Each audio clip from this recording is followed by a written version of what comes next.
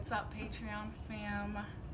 I asked you all what type of video you wanted to see this month, and you said plant care. So as you can see, I am doing some repotting, and I thought I would show you all how I do it.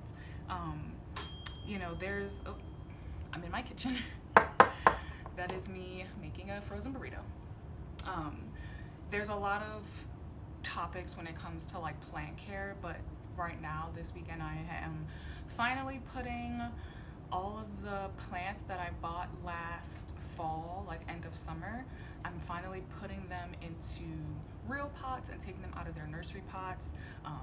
You normally do not repot a plant as soon as you bring it home. You want to keep it in the nursery pot that it's in and the soil that it's in, because that's what it's used to, that's what it loves at the current moment. And bringing it into your house is already giving it a environmental shock, because you're taking it out of the nursery and you're bringing it into your probably way less lit house. So you want to leave it in the pot and that soil to let it acclimate to its new environment for at least a couple weeks. The reason why I am repotting mine so far away is because I bought these plants in the fall, so repotting them in the winter time is not ideal because the plant is dormant at the time, and it won't be able to reacclimate or settle into its new home as easily because it's not an active growing period. So I tend to, any plants that I buy in the fall, I tend to wait until the spring to repot, and I almost never really go plant shopping in the winter time because it's just, a lot of plants fail at that time, moving them around in different environments and stuff, so I just don't even do that. Just now I repotted this cutie. It's grown probably double in size since I got it. It was in this little nursery pot, so as you can see, like, it definitely needed a size up, but the roots seem to be really shallow. It pretty much fell apart in my hands because the soil was so dry. But I saw almost no roots sticking out of the soil, so I just took the different pieces and spread it out amongst the pot to make it look more full. And now we have this very cute little baby here. Don't really remember the name of this one, honestly. I know it's like a peperomia, but I don't know what type. But she's very cute, and she has fun little variegated leaves, and she likes a lot of moisture. So I'm going to, I guess, talk you through how I repot the next one. Alright, so I am going to repot, let's see, let's do this snake plant. This is my snake plant. This is the nursery pot I bought him in, and then I stuck it into this pot because I knew I wanted to size him up to this pot eventually. So I'm going to go ahead and change him out now. This pot does not have drainage, no drainage hole, so we need to put some rocks or aeration pebbles, whatever you want to have. I just keep some rocks that I collect from outside, and I'm gonna put it in there so that it makes a nice area for the soil to drain into. The water to drain into, and the soil will sit on top. So this is what it looks like on the inside.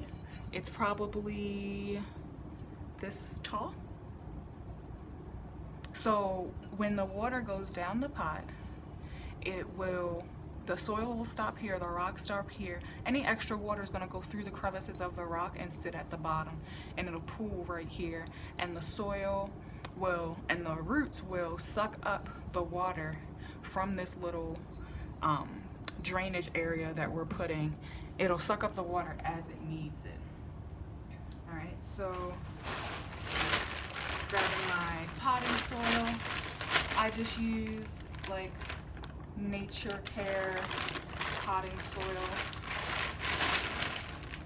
Nothing fancy. This is just what I can afford. And we're gonna put that in about halfway, because I want my plant, when my plant sits in here, you see, it's gonna be perfect. So you kind of have to eyeball how much soil. I'm gonna squeeze the outside of this pot to loosen it, tip it over, and pull it out. Boop. All right, it's sitting in there nicely. So I'm going to grab some more soil.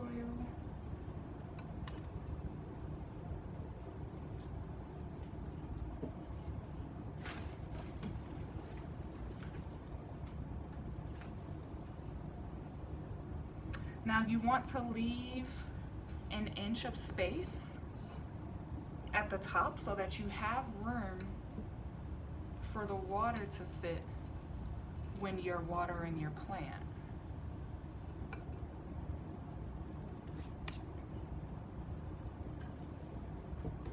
And now I'm just gonna give it a nice healthy water, but since it doesn't have a drainage hole, I'm not going to water it too much because I don't want it to get root rot.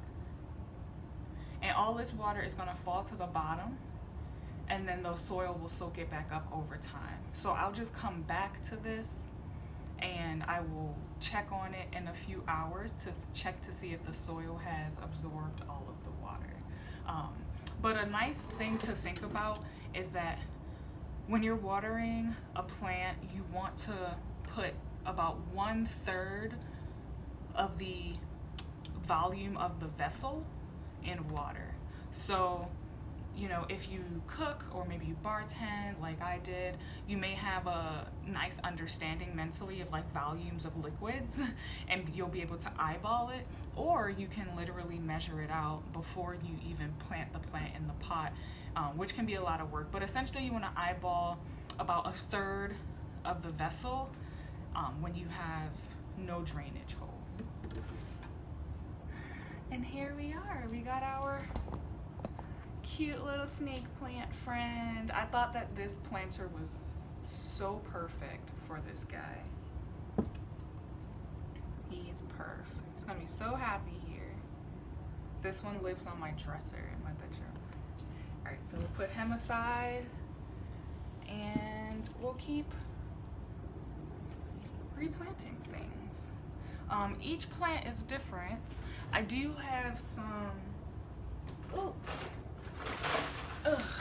cactus and succulent potting mix that I'm going to use for my little cactus friend that we're gonna do next. And cacti, they like very dry conditions, so this potting mix does not hold water super duper well. Like, it allows for very good drainage because that it like mimics like desert dirt. That's what succulents are used to, that's what they like. I'm going to use this fun pot that I was gifted. It does have a drainage hole, and I have this little tray for it. I mostly get my pots either gifted or secondhand. Very rarely am I buying a pot for a plant full price from a store. I also use things like random vessels. Like, this was gifted to me by a friend and literally broke during transit as I was on my way home, which was such a bummer. So I'm going to use it as a planter. Boom, boom, bam. Easy peasy. All right, I'm gonna keep potting these things up. So earlier you saw me pour hot water into all of these old candle jars, and as you could see, all of the wax has melted out of all of them. It's just the little metal bits left. So now I'm going to dump all of this out, give them a good wash, and now they can be used as planters.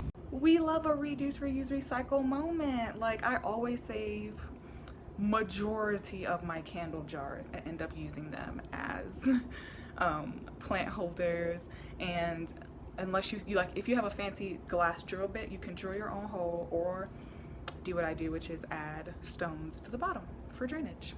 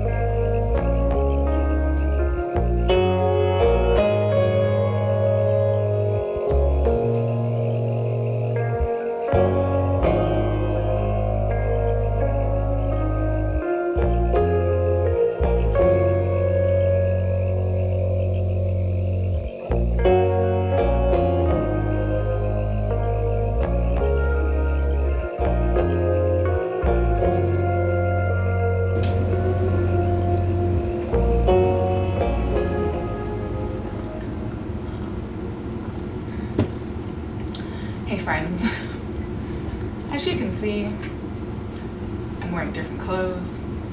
It's a different day.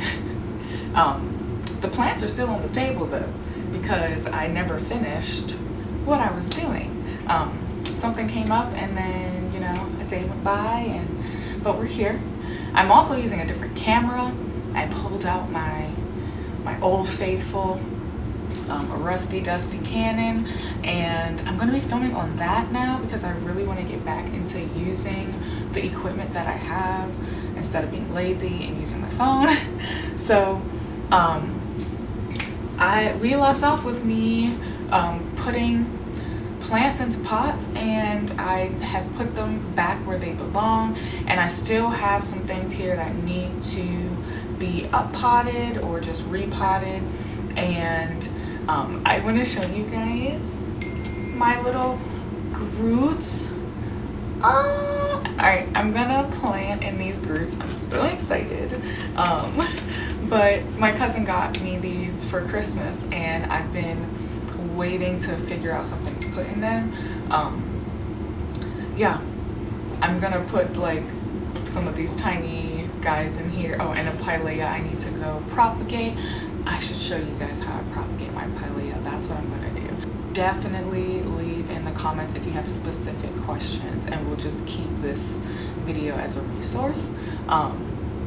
But basically, when you get a plant, you want to know what the plant is so that you can do your research. You want to look up what type of plant is it. Is it a cactus? Is it a succulent? You know, or is it just a tropical foliage plant? Is it a tree? You know, is it a shrub? Look up what the plant looks like, because most likely you have it in a younger stage, and it may look completely different, you know, in a couple years. So you want to look up, what is this plant? What does it look like in its different stages? Where is it from? You know, is it from a tropical place? Is it from the desert? Like, that is going to give you intuitive care tips right there, because you want to try and replicate the original home of that plant as best as you can. It will adapt to what you give it, but you know, you're not going to be like, I don't water this cactus or this cactus as much as I water this little palm baby, right? Like, this literally wants to be moist all the time, and these I only water like once a month. So you really want to know what the plant is, and that, I think, is what gets a lot of new plant parents, is because they assume that you can just, you know, water all of your plants at the same time. You know, like, essentially I check in with my plants every day because they all have different watering schedules and needs. So I'm watering sometimes I'm watering every day, not everything every day, but certain items that need water more frequently, things like that, especially in the summer. So you really just want to do your research and know that every plant is different, and you can't assume that you can have an umbrella care plan for like everything, especially if you want to have a diverse plant collection. Now, you can totally stick to one type of plant, you know, stick to what you're good at if that's what you want to, and then yes, you can have like an umbrella care plan. But every plant is going to be different. So really just do your own research, and plant care is all about constantly learning, which is why everyone who becomes like a really good plant parent like feels like they could be a teacher, because truly you are doing that research, you are doing that experimentation and that observation on your own. And you know, when pests pop up and things like that, you want to be sure that you know how to treat them. So I'm gonna show you how I propagate my pilea. It's because I'm gonna plant it in one of these groots. Okay, so here we are with my pilea, and it has a lot of pups on it. All you need is a very clean, sharp knife or scissors, because you're going to be cutting the little pup off. So all of these little babies that aren't growing from this main stem are pups. So I have my knife, and I'm looking for one that's fairly small, because some of these pups are like teenagers now. So as you can see down here, we got a smaller one. So I'm gonna take this guy. Oh, he looks really fun. So I'm gonna look for where the stem of the pup that I want meets the base. I'm looking to see if there are little nodes on it, which means it will root. And then I'm going to take my scissors and I'm going to cut this pilea off of its mama.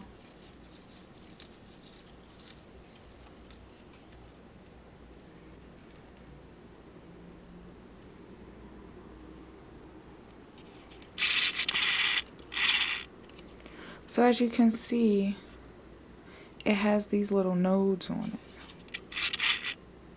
it. It has these really tiny nodes, and that's where the root system will form. And I'm gonna pop this bad boy right into soil and not into water first, because it can grow that way, and I've never propagated that way, and I want to give it a try. I have so many pups to choose from that I feel confident it will work, but if it doesn't, I can just try again. Here you go. That's how you propagate a pilea. Any type of plant that uses rhizomes under the soil, where the pup comes from off of the root and it grows under the soil and it pops up out of the soil. Other plants that do that would be a snake plant. Those are also very popular, and they also reproduce in that same way, where you have to cut it away from the root system that it's growing from. It's not like you can clip off one of these leaves and expect to like root it from the leaf. That's not how this guy works.